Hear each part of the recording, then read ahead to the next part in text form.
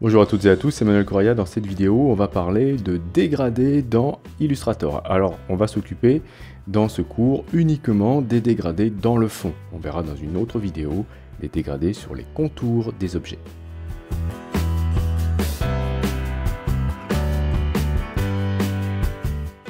Je vais commencer par créer un nouveau document dans le menu Fichier nouveau. Je vais chercher un document de type A4.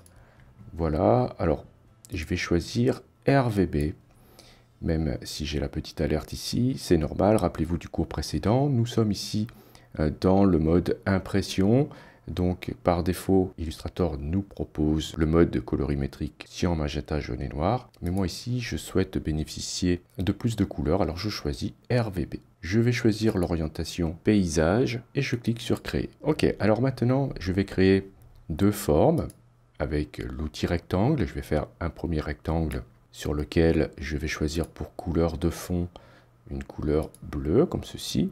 Je ne vais pas mettre de contour, voilà, donc je choisis 100, voilà. Alors je vais ensuite créer un autre rectangle, et c'est dans ce rectangle-là que je vais vous montrer les dégradés. Vous allez tout de suite noter que dans la barre des outils, nous avons ici un outil dégradé de couleur, raccourci G.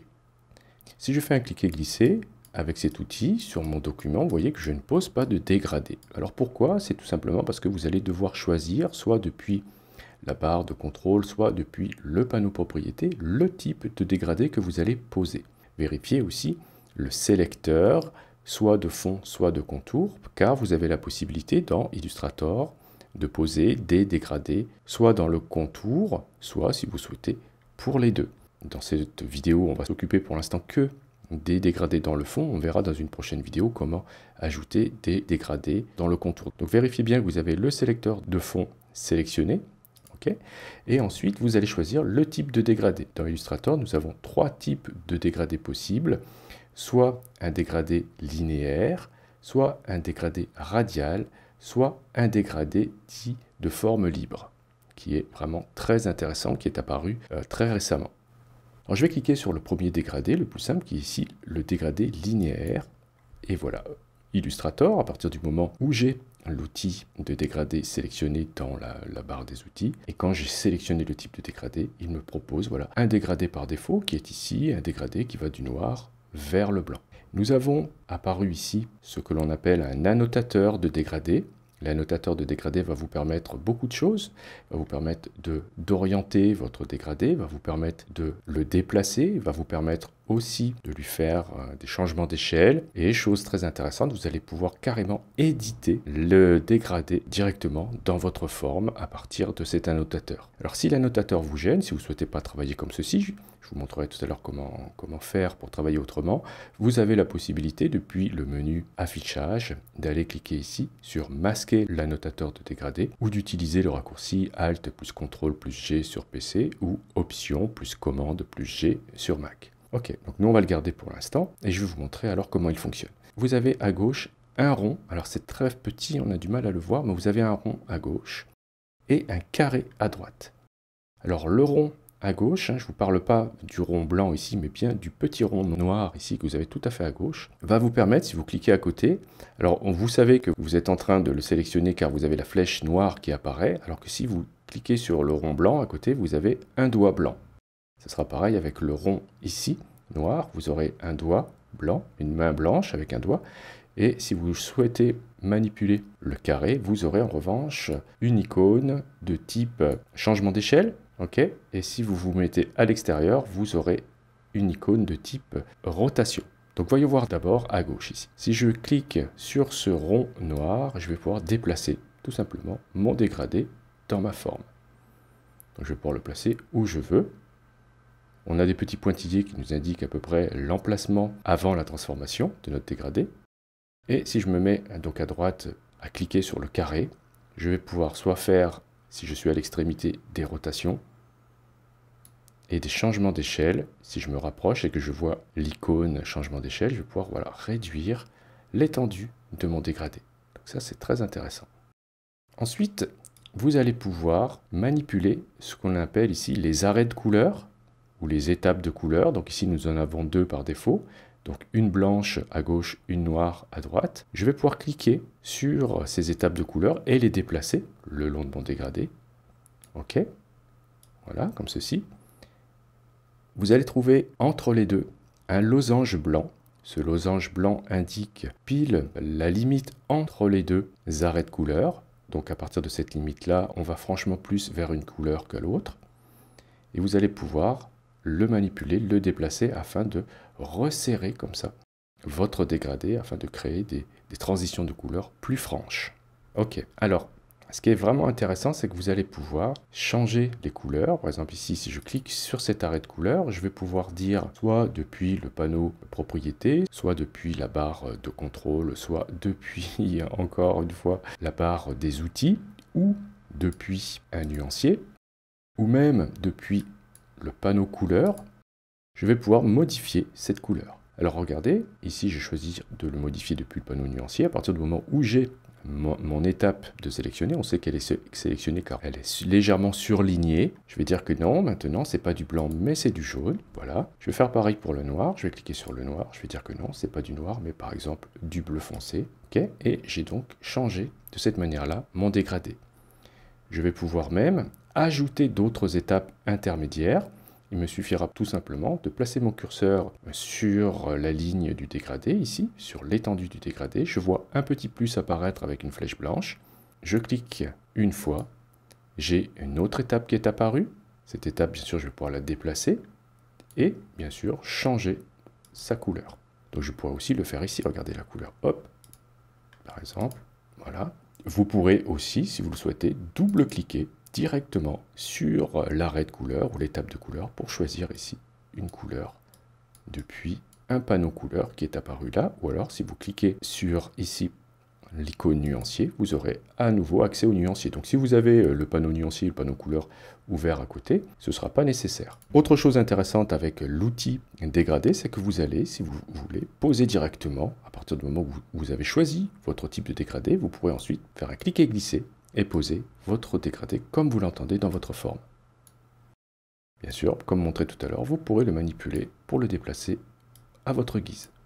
Donc voyons voir l'autre type de dégradé intéressant qui est ici le type radial. Si je clique sur cette icône, je vais me retrouver maintenant donc avec un dégradé qui n'est plus linéaire cette fois-ci, mais bien arrondi, donc c'est radial. Et on a plusieurs autres possibilités de manipulation. Le rond noir en haut va vous permettre à la fois de faire des rotations, mais aussi des écrasements, comme ceci. Voilà, donc vous allez avoir du coup un dégradé qui sera de type elliptique.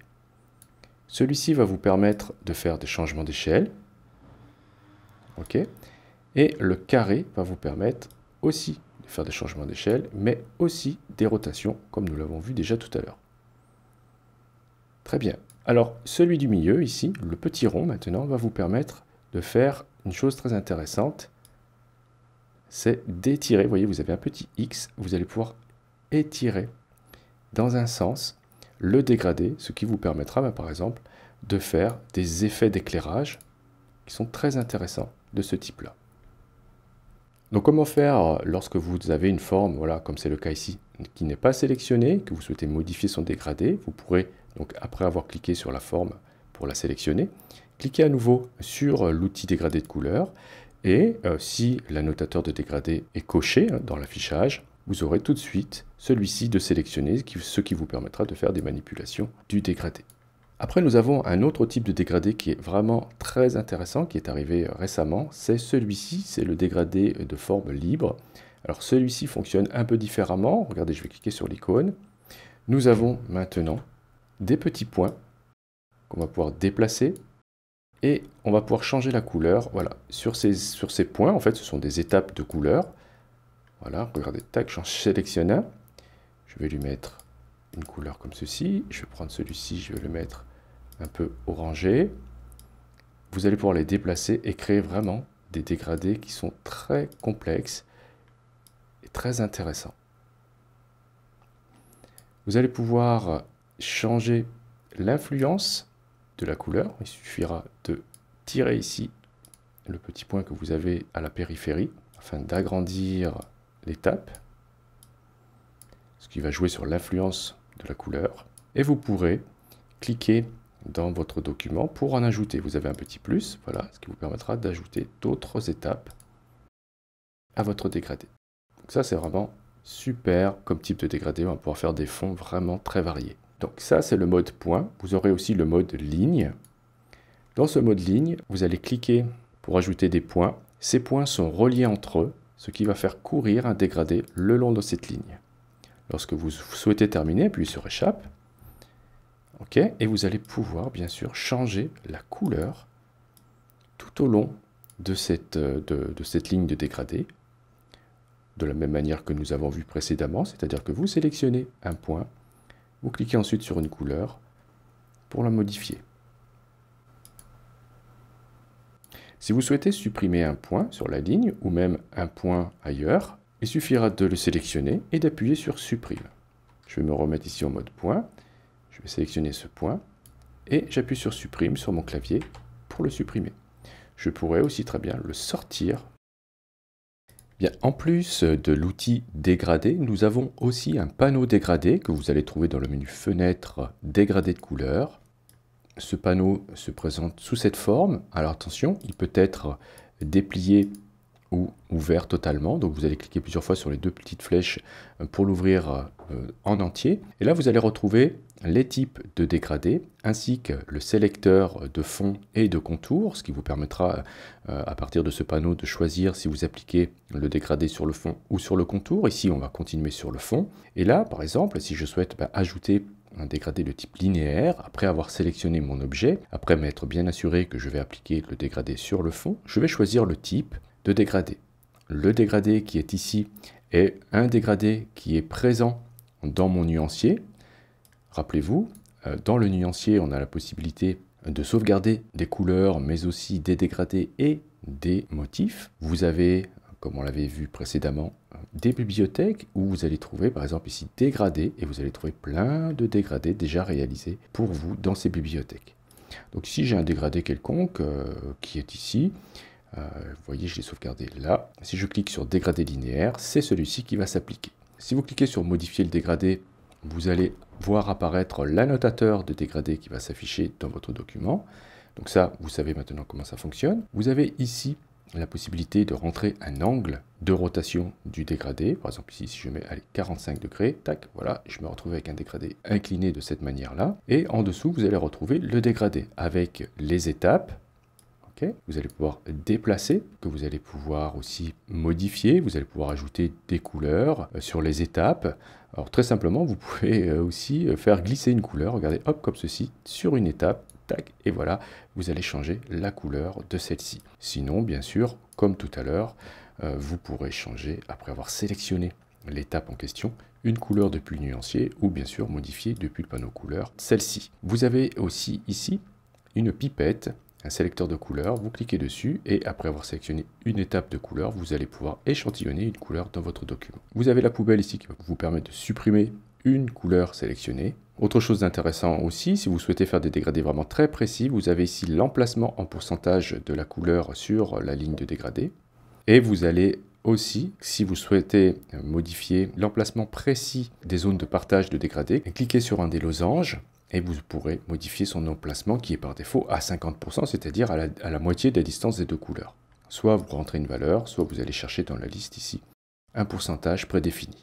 Vous avez aussi cette petite icône qui va vous permettre, et chose nouvelle qu'on n'a pas encore vue, c'est ici l'opacité. Pour chaque étape, vous aurez la possibilité de saisir une opacité de la couleur. Par exemple, si je sélectionne l'étape du milieu, je vais pouvoir dire que pourquoi pas, celle-ci est à 10% d'opacité, ce qui me permettra, si je place un objet en dessous, de voir qu'il y a vraiment de l'opacité. Vous voyez, c'est transparent à ce niveau-là. Ok, alors pour sauvegarder un dégradé, vous pourrez, depuis le panneau dégradé, cliquer sur cette petite flèche ici et dire, en cliquant là, que vous l'ajoutez au nuancier. Okay, et vous allez voir que là, vous allez aussi retrouver des dégradés qui sont sauvegardés dans le nuancier. Okay, donc si je clique ici, tac, je vais l'ajouter ici. Ou alors je peux faire très simplement glisser la vignette et l'ajouter dans le nuancier. Bien sûr, je peux aussi cliquer sur cette icône pour ajouter une nouvelle nuance à laquelle je donnerai un nom. Lorsque vous aurez choisi ici un dégradé radial, vous aurez en plus cette option là qui va vous permettre de modifier l'aspect de ce dégradé, c'est-à-dire que vous allez, si vous le laissez à 100%, vous aurez un dégradé qui sera parfaitement rond, et si vous choisissez des valeurs inférieures à 100%, il va s'écraser, et si au contraire vous choisissez des valeurs supérieures, il va s'étirer dans l'autre sens. Si vous cliquez sur cette icône-là, vous aurez les options qui correspondent bien sûr au dégradé forme libre, dans lequel vous allez retrouver ce qu'on a vu ici dans le panneau propriété, c'est-à-dire la possibilité de choisir soit un dégradé de type point, soit un dégradé de type ligne. Et vous pourrez aussi, si vous souhaitez, supprimer depuis ce panneau les étapes, et choisir bien sûr de grossir ou non l'influence de cette couleur, et aussi son opacité, ce que nous n'avons pas dans le panneau propriété, à moins de cliquer sur les 3 petits points ici, afin d'ouvrir l'équivalent ici de notre panneau dégradé. Donc voilà pour cette petite introduction au dégradé dans Illustrator. Apprenez à les poser, à les manipuler, jouer avec l'annotateur, etc. Sauvegardez-les, allez explorer les dégradés que nous avons ici dans les bibliothèques. Et ensuite, nous ferons des exercices intéressants avec ceci. Je vous remercie d'avoir suivi cette vidéo. Si vous avez des questions, n'hésitez pas à le faire dans les commentaires. Si vous avez aimé et si vous souhaitez soutenir cette chaîne, vous pouvez cliquer sur j'aime et ou sur le lien Utip présent dans la description de la vidéo. Si vous n'êtes pas encore abonné, cliquez sur abonnez-vous. N'oubliez pas la petite clochette pour être averti des prochains cours ou des prochains tutos. Et justement, on se dit à la prochaine pour un autre cours ou pour un autre tuto.